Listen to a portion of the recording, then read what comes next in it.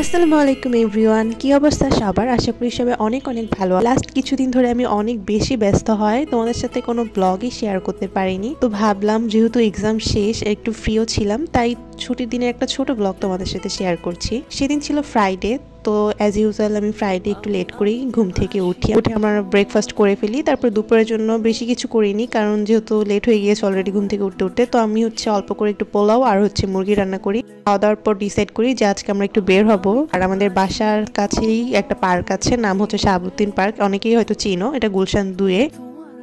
তো আমরা তাড়াতাড়ি রেডি হয়ে শাহাবুদ্দিন পার্কে বের হয়ে যাই। আমার মতো কে কে আছো বলো তো, যাদের রেডি হতে অ্যাটলিস্ট 20 থেকে 30 মিনিট লাগে? আমার তো লাগে। আমি খুব জলদি রেডি হতেই পারি না, আমার অনেক অনেক টাইম লেগে যায়, যার কারণে আমার ম্যাক্সিমাম জায়গাতে যেতে আমি লেট হয়ে যাই। সেদিনও সেম, বের হতে হতে অনেক লেট হয়ে যায়, যার কারণে শাহাবুদ্দিন পার্কে একদম সন্ধ্যার পরে গিয়ে পৌঁছায়। আর তেমন কোনো ভালো পিকচার্সও তোলা হয়নি, যেহেতু অন্ধকার হয়ে গিয়েছিল, ছবি তোলার কোনো আর স্কোপ নেই। তো আমরা আর কি পার্কের ভিতরে ঘুরছিলাম, হাঁটাহাঁটি করছিলাম।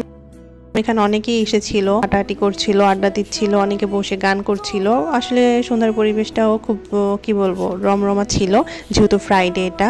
আর এই প্লেসটা অনেকটা ধানমন্ডি সরোবরের মতো, ওখানেও যেমন মানুষ বসে আড্ডা দেয়, গল্প করে, ঠিক তেমনটাই আর কি। যেহেতু আমি ছবি তুলতে অনেক বেশি পছন্দ করি, তো আমার সাজেশন থাকবে শাহাবুদ্দিন পার্কে দিনের বেলাতে আসা, তাহলে সুন্দর সুন্দর ছবি তোলা যাবে।